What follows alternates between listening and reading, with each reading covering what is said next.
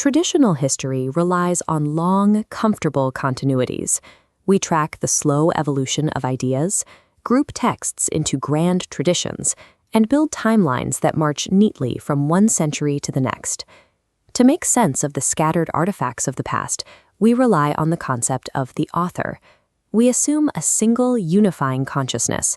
A brilliant mind like Charles Darwin acts as the organizing center for a collection of diverse writings. We apply this same artificial order to the physical book.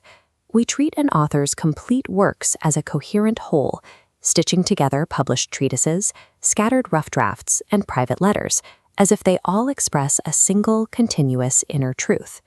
Michel Foucault argues these categories are ideological tools. They are designed to protect the sovereignty of human consciousness, ensuring that no matter how chaotic events become, human agency remains at the center of the historical narrative. To perform actual historical archaeology, we must suspend these comforting syntheses. We have to strip away the categories of the author, the book, and the tradition, and confront the raw, dispersed facts of history exactly as they appear. Once we clear away those unities, we are left with a specific raw material, the statement. A statement in this sense is not a grammatical sentence or a logical proposition. It is a highly specific, localized historical event. Traditional history of thought tries to look through the statement. It attempts to decipher the silent murmurs of the author's mind or the hidden intentions buried in the text. Foucault demands we look at the statement, not through it. Discourse does not function as a transparent window sitting between the observer and a pre-existing reality. Instead, statements group together according to strict, anonymous rules. Foucault calls the resulting system a discursive formation.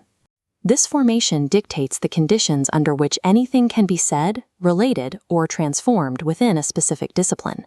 To understand how this works, we will map the exact topological architecture of a discursive formation from the ground up, examining its three structural pillars. Discourse operates as an active, rule-governed practice. It establishes the very objects it addresses, defining their boundaries and conditions of existence from within the documentary material itself. The first rule of formation governs how objects of knowledge come into existence. To see this, we can examine the 19th century medical discipline of psychopathology, which constructed the object of madness. Conditions like criminality, neurosis, or monomania did not wait in a state of suspended animation for doctors to discover them. They required a complex set of relations to emerge as objects of study. The first vector of this formation is the surface of emergence. Phenomena only become visible when they deviate from the norms of highly specific social margins, such as the family, the religious community, or the penal system. The second vector is the authority of delimitation. Society grants recognized institutions, like the medical profession or the legal system, the exclusive power to name, diagnose, and legally isolate these deviations. This 19th century asylum floor plan illustrates physical delimitation. Heavy boundary walls isolate the patient. Inside lies the third vector, grids of specification. Wards are rigidly categorized, separating quiet from noisy, male from female, mirroring the conceptual systems used to classify symptoms. An object of discourse, therefore, is the exact topological relation intersecting these three vectors. It is the specific point where a social surface, an institutional authority, and a grid of specification meet. Madness is a geometric construct. It is locked into existence by a specific grid of social and institutional relations, entirely dependent on the discursive practice that makes it visible.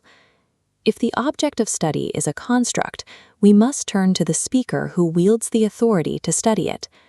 Clinical discourse does not originate from a single brilliant mind.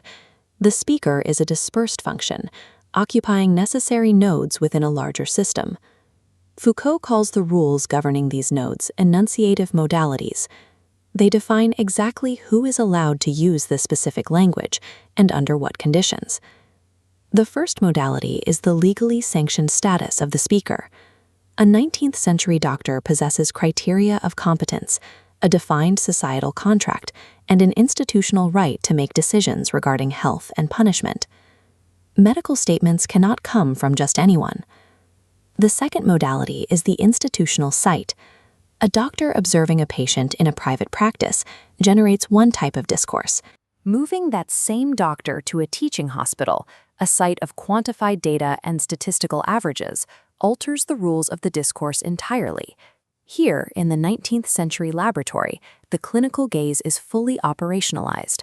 The spatial arrangement of the men, the chemical instruments, and the organic specimens turns the site into an engine for generating experimental data rather than a place of passive observation.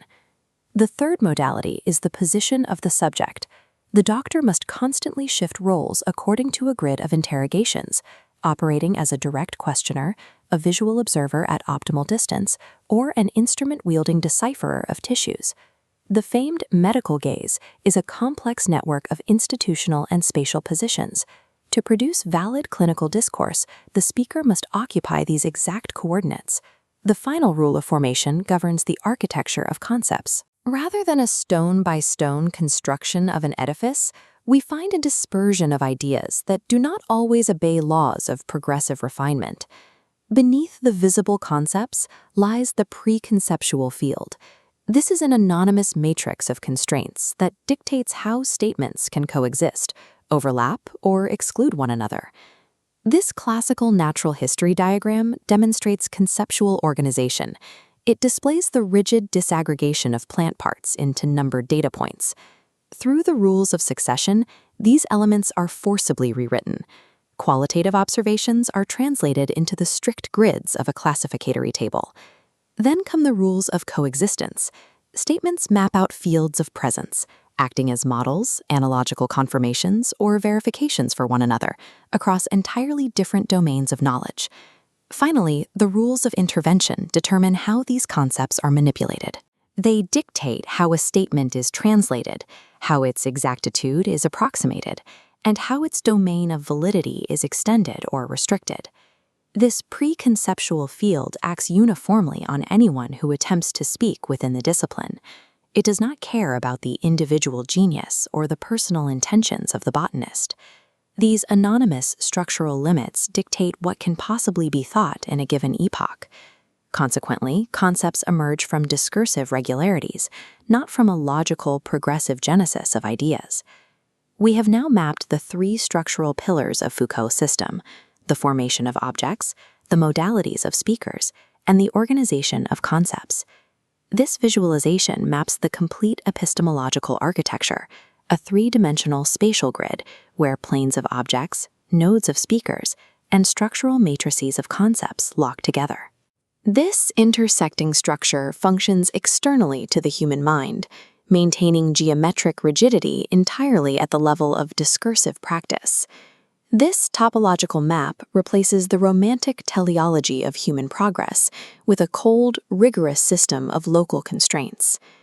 Recognizing this architecture corrects a major academic error, treating Foucault's work as merely a study of linguistics, grammar, or vocabulary. Discourse isn't just the simple intersection of a chaotic reality, things, and a structured lexicon, words. Foucault's title is ironic.